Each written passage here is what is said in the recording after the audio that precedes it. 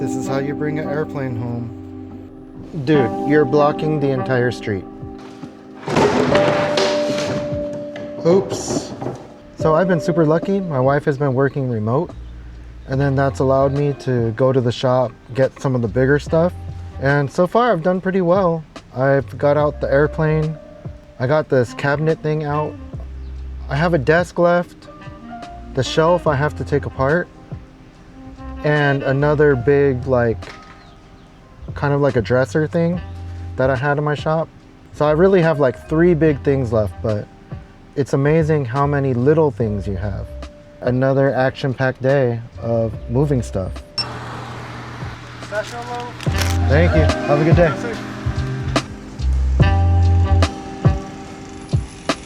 So I know this is kind of weird.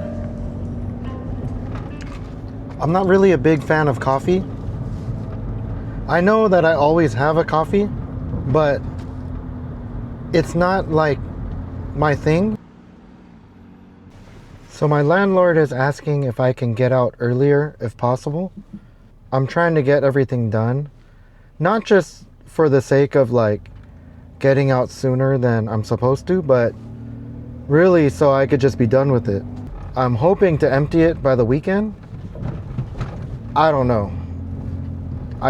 I think I could do it. But again, I know I'm cutting it close.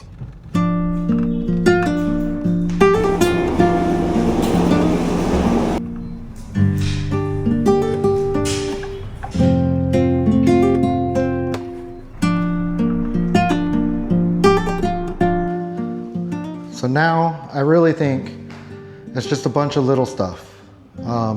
My clothing racks, they come undone with just a screwdriver. And the only big thing left is just this big desk. And then I got little piles of junk that I need to take. Not junk, but just little piles of stuff that I just gotta load up last minute, you know? Junk.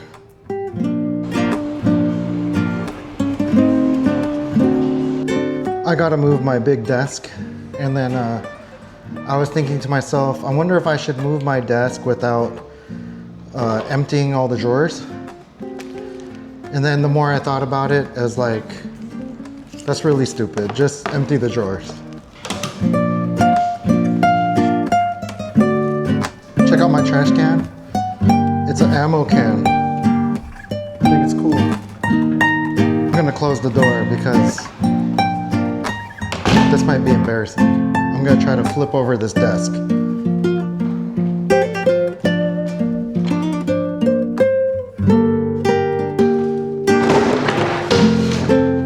Oops.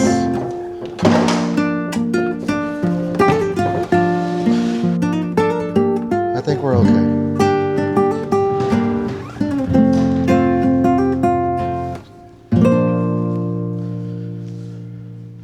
That looks a little sad.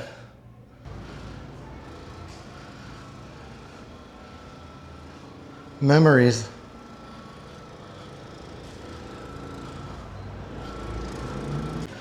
This looks so stupid. Pushing a desk.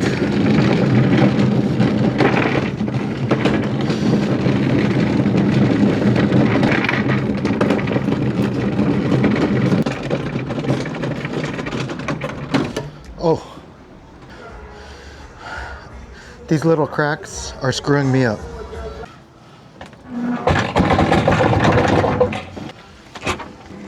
Oh, it's too wide that way. We're too wide, guys. Okay, new plan. If I remove this tire, then it will be wide enough. I think.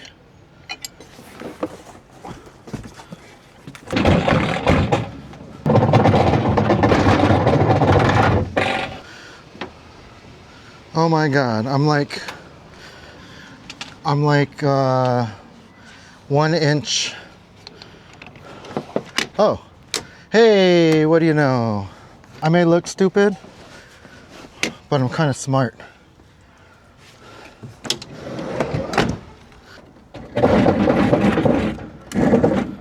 There we go.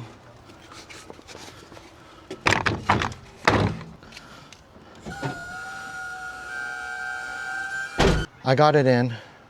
Was it hard as one person? Yeah. Am I stubborn where 20 people asked me if I wanted help? Yes. Did I get help? No. So here's a quick story. There's a guy who's a performing artist, and I'm a big fan of his. And a long time ago, they made a documentary about him. And I ended up reaching out to him. And then I told him I had a clothing brand, whatever. Became friends with him, sent him some stuff. He wore it. Really cool guy. And then, internet age, he decided to become an influencer. And when he did that, he was doing a lot of food stuff. And I sent him a custom t-shirt with his name and just like a design. And it was actually real cool. I just did it because I wanted to show appreciation. And he said he really liked it. He asked me if it's possible if I could make some shirts for his new supporters and everything. And he wanted to pay for them. He wanted to do a promo giveaway, some kind of a collaboration between me and him. So I said, of course. So I made all these shirts, several of these shirts. And he said he would help me pay for the shirts and whatever. And when it came down to the payment, he asked for my information, and then no payment was ever sent. And then it became a month, 2 months, 6 months.